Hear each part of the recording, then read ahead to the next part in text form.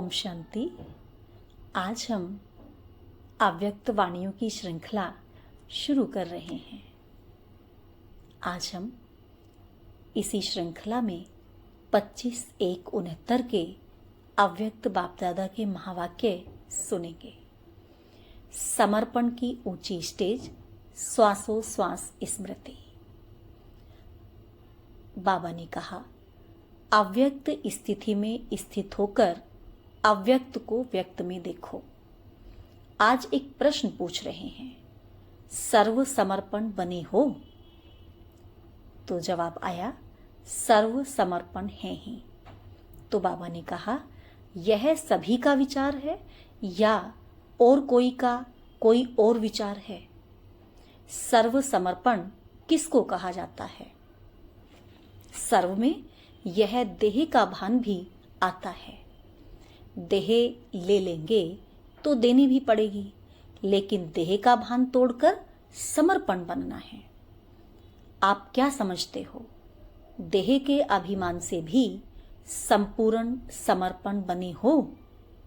मर गए हो व मरते रहते हो। देह के संबंध और मन के संकल्पों से भी तुम देही हो।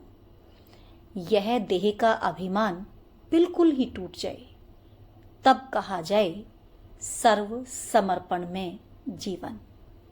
जो सर्व त्यागी, सर्व समर्पण जीवन वाला होगा, उनकी ही संपूर्ण अवस्था गाई जाएगी। और जब संपूर्ण बन जाएंगे तो साथ जाएंगे। आपने शुरू में संकल्प किया था ना कि बाबा जाएंगे तो हम भी साथ जाएंगे, फिर ऐसा क्यों नहीं किया? यह भी एक स्नेह है। और संग तोड़ एक संग जोड़ने की यह चैन है, जो अंत समय की निशानी है। जब कहा था तो क्यों नहीं शरीर छोड़ा? छोड़ सकते हो, अभी छूट भी नहीं सकता, क्योंकि जब तक हिसाब किताब है अपने शरीर से, तब तक छूट नहीं सकता। योग से या भोग से हिसाब किताब चुकतू जरूर करना पड़ता है। कोई भी कड़ा हिसाब किताब रहा हुआ है तो यह शरीर रहेगा, छूट नहीं सकता। वैसे तो समर्पण हो ही, लेकिन अब समर्पण की स्टेज ऊंची हो गई है।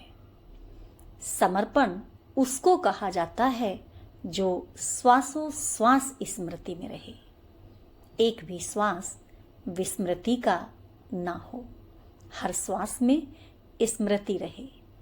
और ऐसे जो होंगे उनकी निशानी क्या है? उनके चेहरे पर क्या नजर आएगा? क्या उनके मुख पर होगा, मालूम है?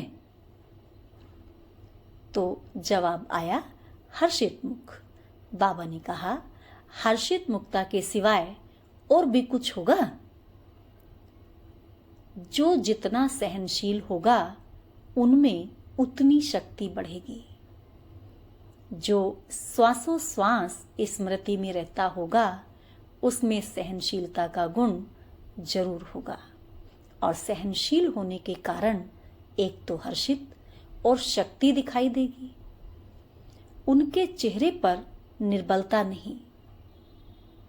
यह जो कभी कभी मुख से निकलता है, कैसे करें, क्या करें, यह जो शब्द निर्बलता के हैं, वह नहीं निकलनी चाहिए। जब मन में आता है तो मुख पर आता है, परंतु मन में नहीं आना चाहिए। मन मना भव मध्याजी भव। मन मना भव का अर्थ बहुत कुव्य है।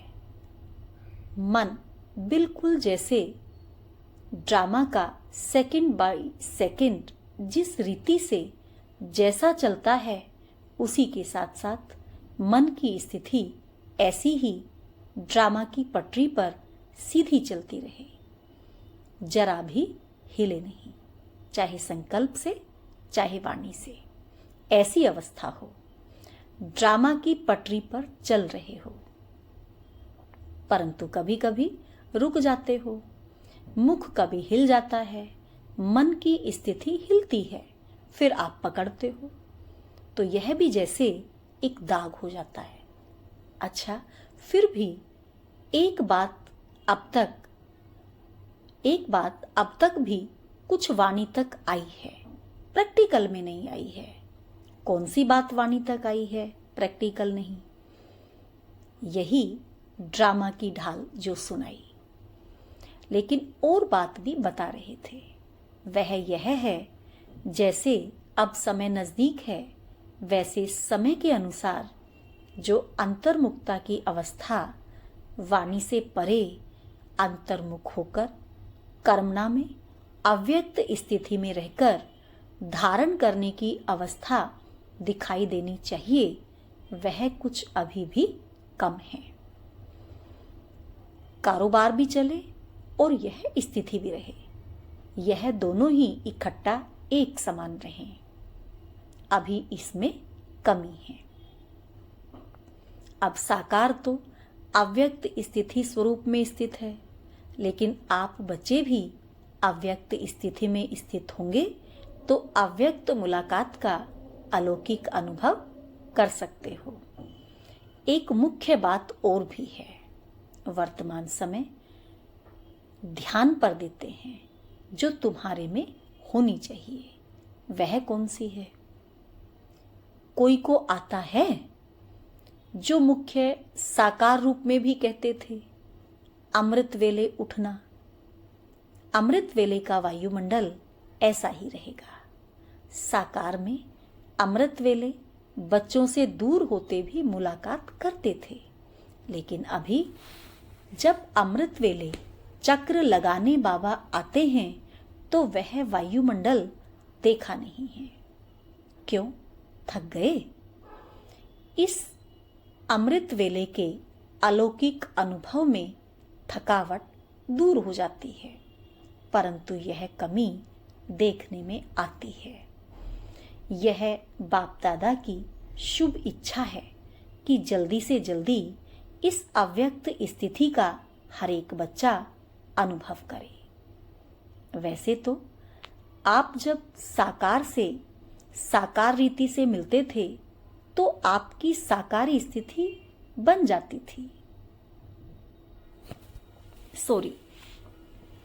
वैसे तो आप जब साकार से साकार रीति से मिलते थे तो आपकी आकारी स्थिति बन जाती थी। अब जितना जितना अव्यक्त आकारी स्थिति में स्थित होंगे उतना ही अलौकिक अनुभव करेंगे। अच्छा, ये थे बाबा के अव्यक्त महावाक्य। ओम शांति।